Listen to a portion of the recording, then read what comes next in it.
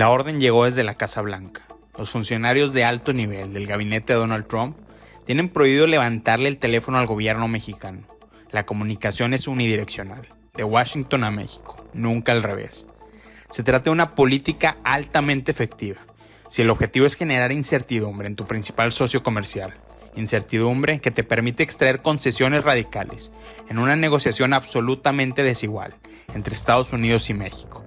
La administración de Claudia Sheinbaum está por sentarse en la mesa de discusión con el gobierno de Donald Trump, solo para darse cuenta de que hay una pistola cargada sobre la mesa. En su primer día de gobierno, el presidente Trump anunció que implementaría tarifas de 25% contra las importaciones provenientes de México y Canadá. Una semana después, el martes 28 de enero, la vocera de la Casa Blanca, Karoline Leavitt, confirmó que los aranceles entrarán en vigor a partir del 1 de febrero. Este miércoles, durante una reunión con comisiones del Senado, Howard Lutnick, nominado para ocupar la cartera de comercio en la administración Trump, ratificó que las tarifas serán una realidad, que serán impuestas el sábado y que México y Canadá podrán conseguir reducirlas en el largo plazo si presentan resultados concretos para detener el flujo de inmigrantes y de fentanilo. De acuerdo a The Wall Street Journal, Lutnick es parte de una coalición junto a los asesores de la Casa Blanca, Stephen Miller y Peter Navarro, que apuestan por un enfoque de ataca primero, negocia después. El senador republicano por Dakota del Norte, Kevin Cramer, dijo que la política arancelaria del presidente Trump es tan seria como un ataque cardíaco. La analogía aplica para México. La imposición de aranceles representa una seria amenaza para la economía mexicana, particularmente en un momento en el que se ha elevado el riesgo de una recesión y en un contexto en el que se registra el déficit fiscal más alto desde el sexenio de Miguel de la Madrid, equivalente a 5.9% del Producto Interno Bruto. La agencia calificadora Moody's estima que las tarifas planteadas por la administración de Donald Trump implican la interrupción de flujos comerciales por un valor de alrededor de $740 mil millones. En el 2024, México exportó a Estados Unidos bienes y servicios por $617 mil millones, una cifra récord. Las exportaciones que el sector externo mexicano envía al norte de la frontera representan el 30% de la economía nacional. En el caso de Estados Unidos, las exportaciones que ese país destina a México solo representan el 1.2% del PIB. La comparación de estas cifras exhibe la naturaleza simétrica de la relación bilateral. A pesar de la urgencia, la presidenta Claudia Sheinbaum mantiene la calma, al menos en público. Su gobierno ha optado por un discurso de cabeza fría. En la conferencia de prensa del miércoles, Sheinbaum fue cuestionada sobre la amenaza de aranceles. No creemos que vaya a ocurrir, y si ocurre, estamos preparados, respondió. Podría argumentarse que se trata de una postura basada en el optimismo desbordado o en la mera ingenuidad. No obstante, la presidenta tiene razones significativas para sostener este discurso.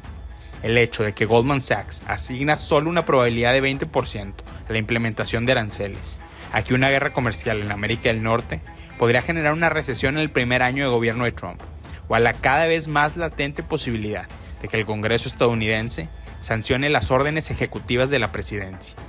Sin embargo, sean implementadas o no las tarifas del próximo sábado, México ya está sufriendo las consecuencias de la incertidumbre. Bank of America ajustó a la baja su proyección de crecimiento del PIB a 0.8%, una cifra que contrasta con la proyección de 2.5% de la Secretaría de Hacienda. Además, el banco estima que el peso se depreciará 10% frente al dólar para absorber el shock. En los hechos, las decisiones de inversión y el fenómeno nearshoring están suspendidos de manera indefinida. Mary Barra, directora general de General Motors, dijo en una llamada con analistas que hay cosas que podemos hacer para minimizar el impacto si se imponen aranceles a Canadá o a México. Sin decirlo explícitamente, Barra se refiere a mudar la planta productiva instalada en territorio mexicano, al sudeste asiático o incluso Estados Unidos. El sector más importante de la economía de México está en riesgo. El ejecutivo japonés Osamu Inoue, director general de Sumitomo Electric, una de las compañías líderes de la producción de fibra óptica en el mundo, le dijo al Financial Times que está analizando mover su producción de México a Asia si el gobierno de Trump impone aranceles. Incluso pagando tarifas, hoy es más barato producir en Vietnam o Filipinas. Si se imponen aranceles de 25% en México y se colocan aranceles de 10 a 20% en el sudeste asiático, tendríamos que revisar nuestras decisiones de producción, aseguró. Para poner en perspectiva el riesgo, el sector de autopartes por exportación en México representa un negocio anual de $126 mil millones. El 42% de las importaciones de autopartes de Estados Unidos provienen de México.